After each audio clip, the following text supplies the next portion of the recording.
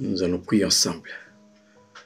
Bien-aimé Tante Père Céleste, nous voulons te remercier de ce temps. Te prie, Seigneur, afin que par la puissance de ta vie, tu puisses nous prendre en charge. Distribue, comme tu sais si bien le faire, la part qui doit revenir à chacun. Ainsi, Seigneur Jésus, nous te replaçons toujours à ta juste place, comme étant celui qui doit régner, car il faut absolument que tu règnes. Oui, le trône est à toi, le marchepied est à nous, et nous te louons, nous te bénissons, au nom de Jésus. Amen. Bonjour. Nous lisons un texte dans l'épître de l'apôtre Paul aux Philippiens, chapitre 2. L'apôtre Paul dit ceci: « Ayez en vous les sentiments qui étaient en Jésus-Christ, lequel, existant en forme de Dieu, n'a pas regardé comme une proie à arracher d'être égal avec Dieu, mais s'est dépouillé lui-même, se rendant obéissant jusqu'à la mort et jusqu'à la mort de la croix. C'est pourquoi aussi Dieu l'a souverainement élevé et lui a donné le nom qui est au-dessus de tout nom, afin qu'au nom de Jésus, tout genou fléchisse dans les cieux, sur la terre et sous la terre, et que toute langue confesse que Jésus-Christ est Seigneur, à la gloire de Dieu le Père. » Nous terminons maintenant avec les 4 couvertures. Je rappelle pour mémoire que le lieu saint, élu le 3 fois saint, est protégé par 4 couvertures. La première, c'est du fin lin retors, la couleur blanche, qui nous parle de la séparation. La deuxième couverture, ce sont des poils de chèvre, qui nous parlent de notre position en Jésus-Christ. Il n'y a pas de position s'il n'y a pas de séparation. La troisième couverture, c'est les peaux de bélier, qui nous parlent de notre vie d'entière consécration. C'est le don total et entier de nos vies à Jésus-Christ. Et maintenant, nous allons voir ensemble la 4e couverture. Dans la version seconde, il est parlé des dauphins. Voilà. Mais on va laisser le dauphin dans la version seconde. On va plutôt prendre maintenant les tessons ou les blaireaux dans la version Darby.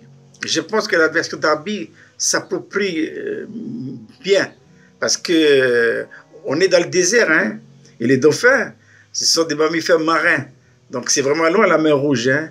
Donc, je pense que le mot le plus approprié dans la circonstance, eh bien, c'est plutôt les blaireaux et les dauphins, et les tessons. Eh bien, lorsqu'on rentre dans le tabernacle, eh bien, quand on rentre, il y a juste deux objets qu'on voit. Hein, deux objets. C'est le voile à la rentrée pour rentrer dans les saints, et puis c'est le pot de tesson. Voilà. Si on veut voir la teinture, si on veut voir les chérubins sculptés, si on veut voir le contenu du lieu saint et du lieu très saint, eh bien, il faut rentrer dedans. Sinon, si on reste à l'extérieur, eh bien, on ne voit que le voile et puis ensuite la peau des blaireaux ou des tessons.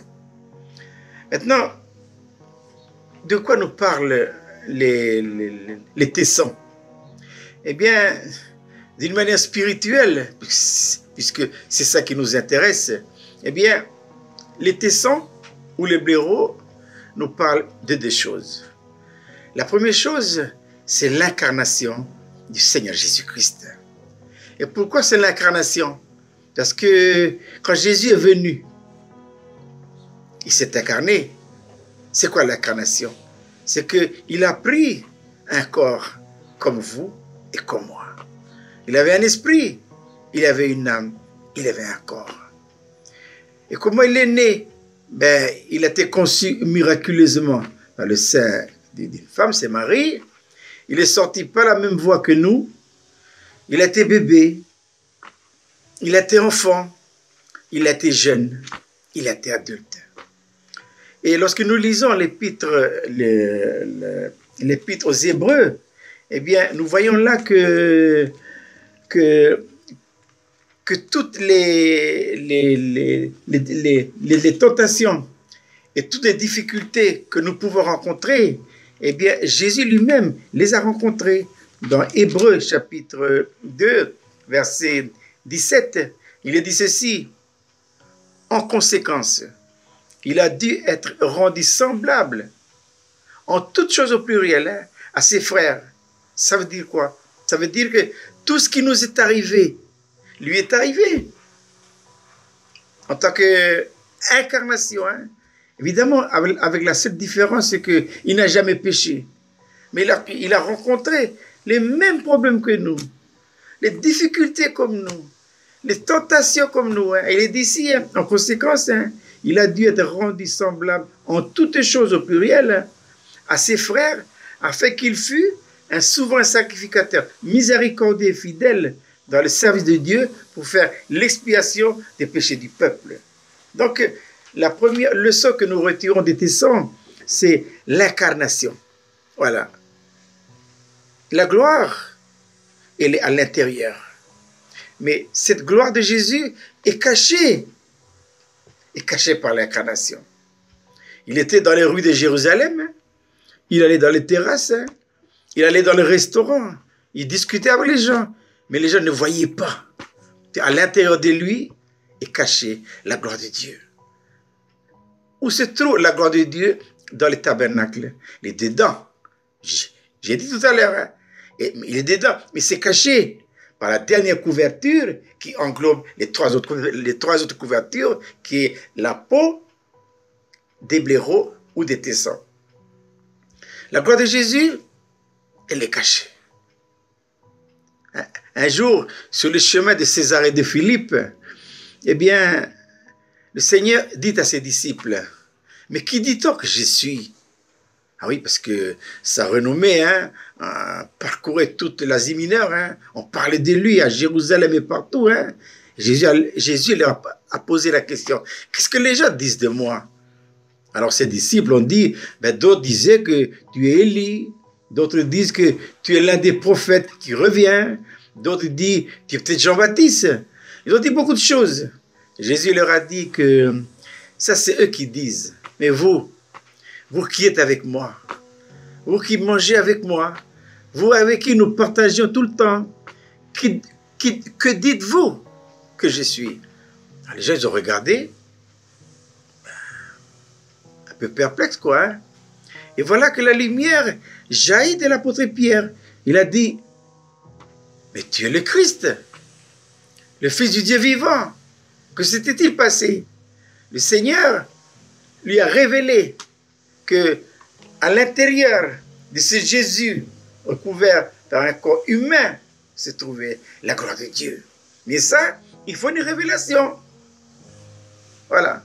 C'est pourquoi l'homme sage, dans le livre des Proverbes, il dit quoi? Il dit, sans révélation, le peuple est sans frein. Une voiture qui n'a pas de frein, il va n'importe où. Hein? Sans révélation, on fait n'importe quoi.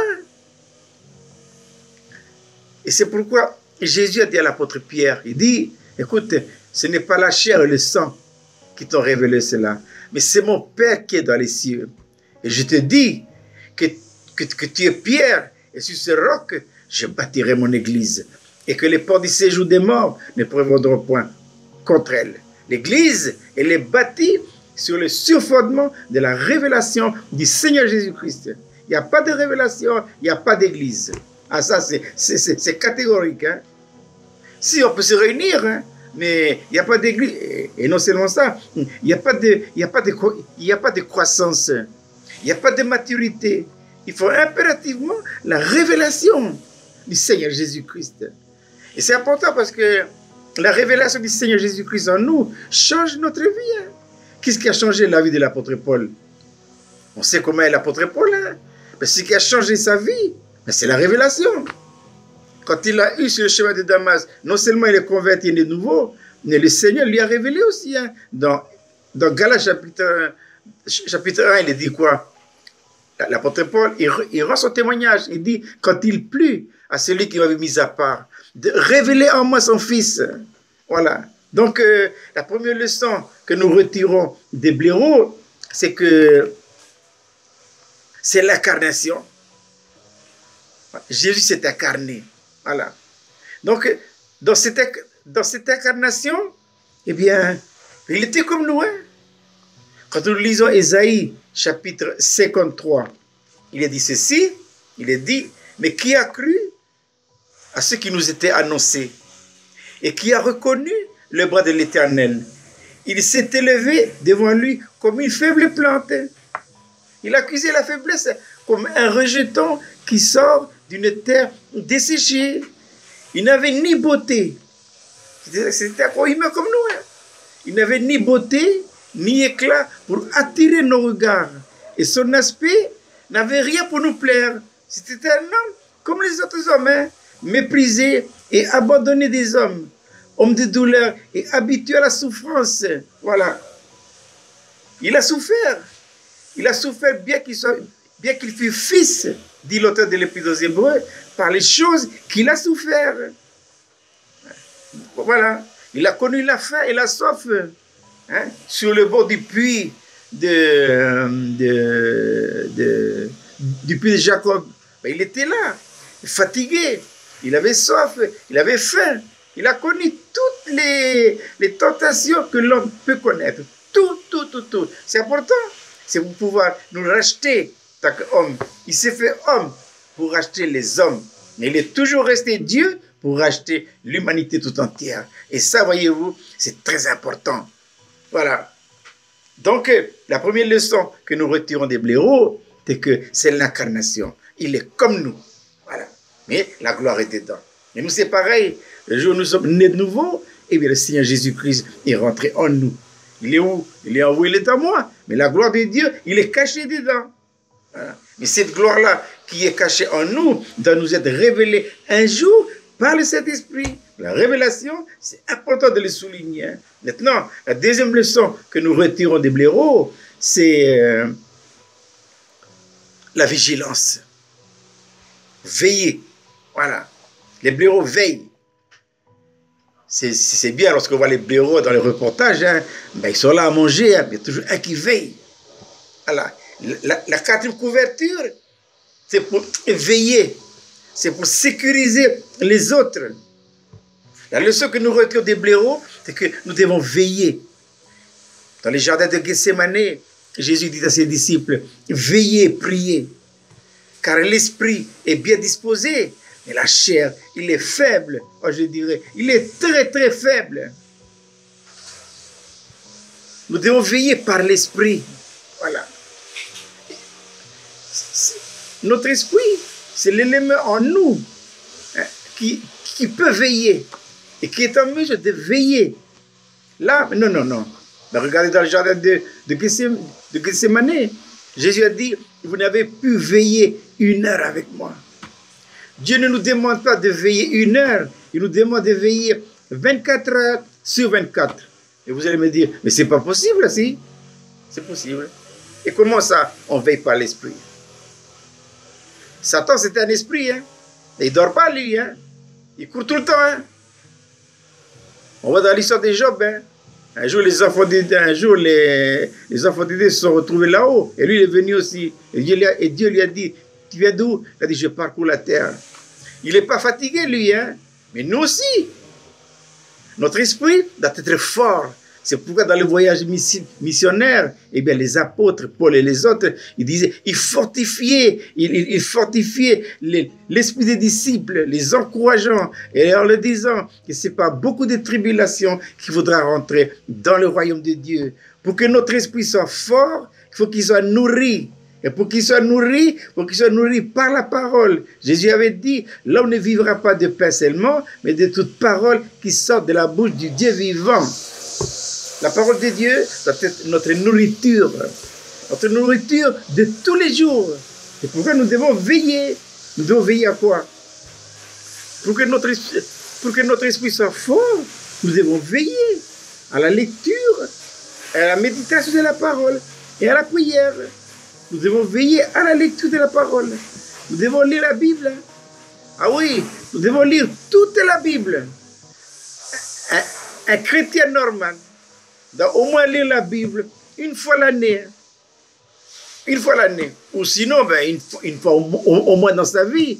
Et je dirais que pour nous, responsables, on doit parcourir la Bible une fois, 2 fois, 3 fois, 4 fois, 5 fois. Il faut tout le temps lire.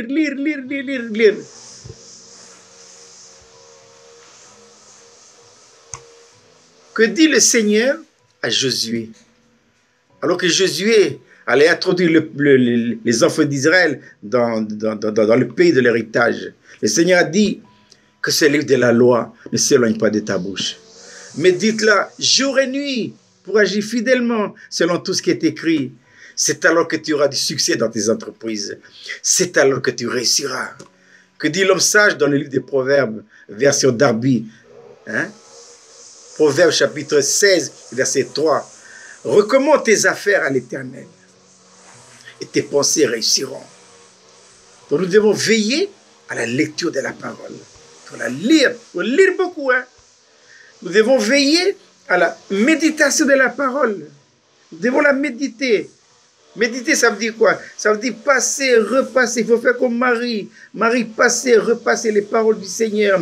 Nous devons apprendre les promesses par cœur. Nous devons rappeler les promesses à Dieu. Nous devons lire tous les jours. Hein.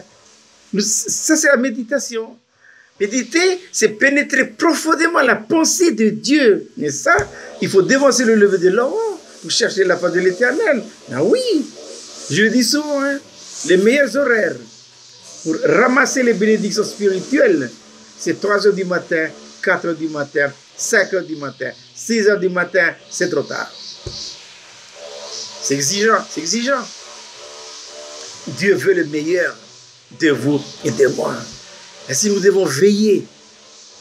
Veiller à la méditation.